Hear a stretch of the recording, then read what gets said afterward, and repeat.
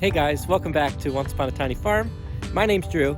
In today's video, I want to talk about a very important topic if you're serious about being self-sufficient on your homestead, and that is seed saving. Saving your own seeds for future years so that you can keep producing food year after year after year, and not just any food, but really good food with seeds that are, when you save your own seed, they're designed to produce better food because it's adapted to your environment, your microclimate. So that's really important, I think, and I try to save as many seeds as I can. And in this video, I want to talk about saving a few common ones. Green beans, that was the first one that I saved this year. Tomatoes, peppers, squash, things like that. And I'll show you a couple ways that I go about saving seeds. So if you're interested in that, stick around for this video. So for tomatoes, there's two different ways that I'm going to be saving those seeds for this year.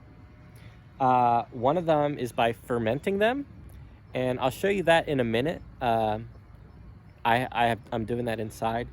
But another way that I'm saving seeds from tomatoes this year is the most natural way, I think, is just having them fall to the ground where they were growing and letting these tomatoes break down. And in the spring, they're going to sprout right here on the soil when the temperature conditions are right. And I'm going to have a ton of seedlings from these were Roma tomatoes down here. I'll show you what I'm talking about. I had tomatoes growing up here. I just started taking them down. They started to die off. There's going to be a ton of Roma tomato seedlings. See, this is just breaking down. In the spring, the seeds from in there are going to start growing right on the soil, and I'll be able to pick up these seedlings and pot them up. What are you looking at? And I'll have tons of super healthy seed starts for tomatoes for next year. Okay, so next I'm going to show you the way, more common way that I think people do it, and that's to ferment the seeds in water. And I am going to pick a very ripe, soft tomato, one that was very healthy. I'm not going to pick one that had like a blossom end rod or something like that. I want to pick a healthy little tomato, a good sized one that with good genetics. That one's got blossom end rod. I'm not going to pick that one. This one's kind of gross.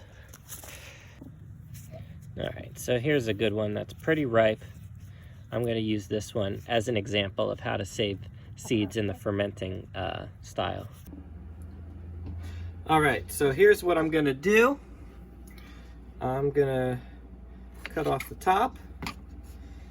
I'm going to cut this in half, and you can see all the seeds inside of here. And what I'm going to do is,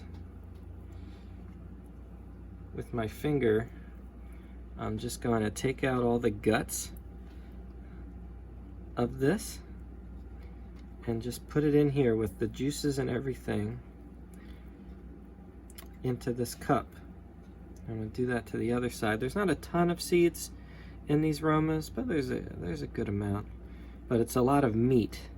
That's why these are so good type of tomato for canning and sauces, because it's a very meaty tomato.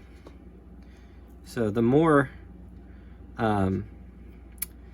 juice and meat and liquids you can get in there, the better of a ferment you'll get. But I probably should have picked more than one tomato to put in here, but it is what it is. Okay, so now I've put them in here. I'm going to cover this with water. I'm not going to use tap water. I'm going to use filtered water from our Berkey, and then I'm going to let it sit for a couple of days. And in a couple of days, what's going to happen is there's this gel coating on these seeds, and in the water that starts to break down and break off of those seeds. We don't want that gel coating on the seeds because that's going to prevent them from sprouting potentially in the future. So we want to ferment in the water, have them lose that gel protective coating around it. And I'll show you, because I have another cup of a different kind of tomato, the striped German, that I really liked. And that is a few days ahead of this that I'm just starting right now. And I'll show you how I know when it's time to move on to the next step. All right, so I've covered these San Rosano seeds in water here. I'm gonna set these aside. So in a few days, after you do that, this is more of what you'll see. So I didn't put a ton of water in here. There's a film on top. When I start to see something like that, or even mold, if you see mold, if you've let it go on a few days longer than this, you might start to see mold. That's okay. That's just an indicator to me that it's time to take these seeds out and strain them and then let them dry. So here, I'm gonna do that right now and show you how I strain them. All right, so this is a strainer that I use when I'm like canning or making broths. I have that. It's got real fine holes in here, and I am just going to pour this out. All the liquids will go down. I'll just get rid of the liquids, and the rest of the seeds are in there. Make sure I get them all out of there. There's a couple more I'll get in a second. Okay, so now here are my seeds. I'm going to rinse these off with some water to clear off some of that jelly, liquidy stuff that I don't want in there. And then I'm going to let these seeds dry on a paper towel for a few days. And then I'm going to store them in a baggie for next year.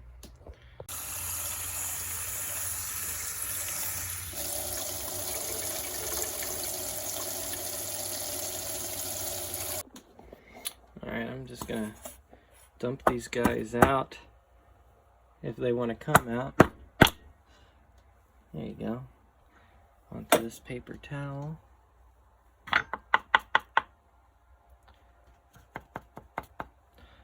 I'll go through and try to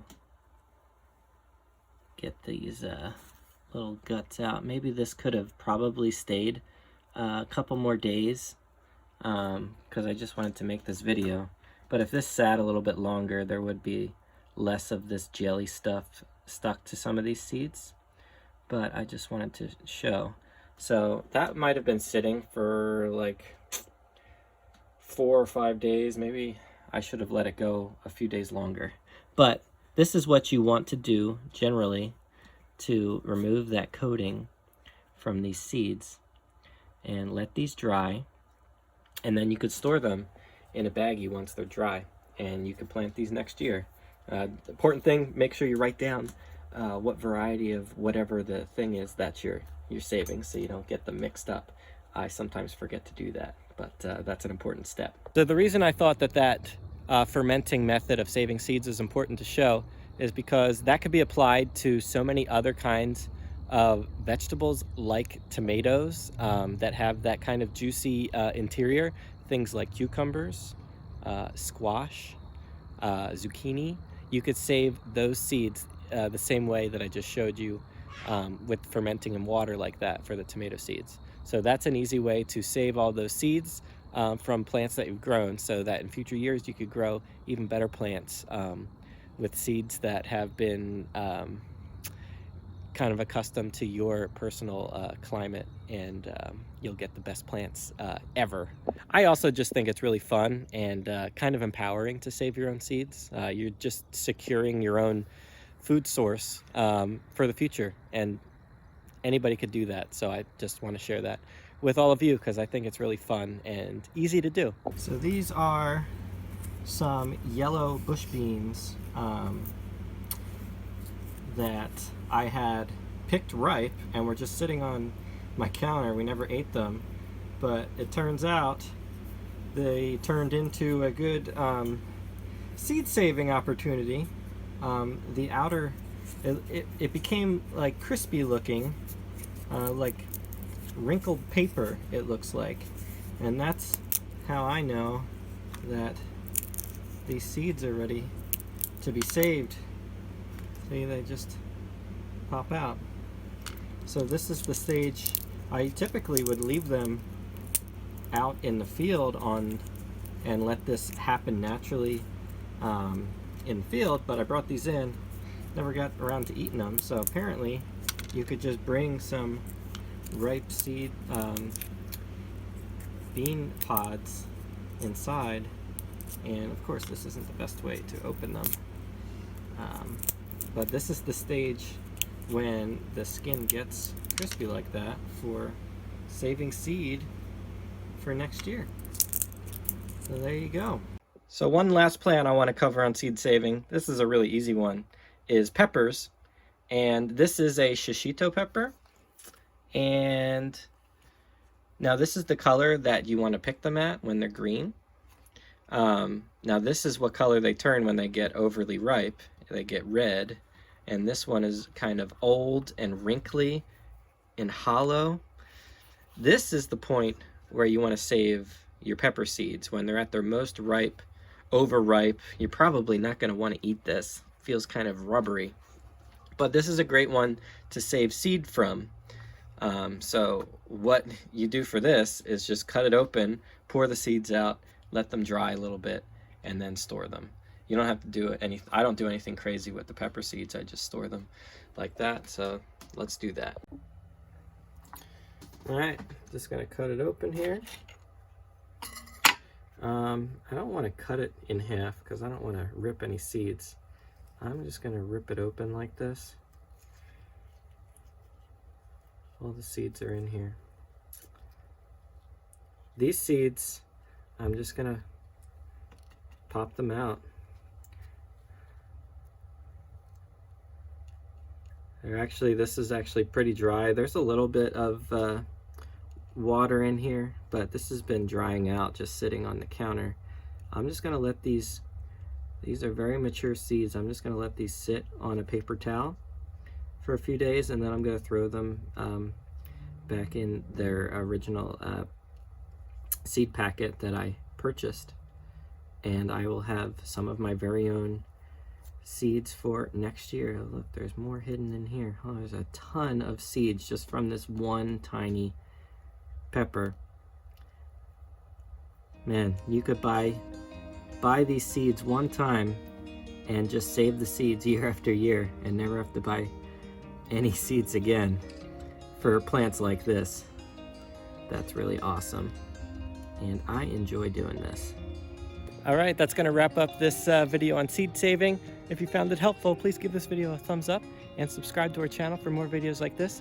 And let me know in the comments, what seeds are you saving this year? Are you saving seeds for the first time? Let me know what you're doing down in the comments below. All right, thanks for watching. We'll see you next time.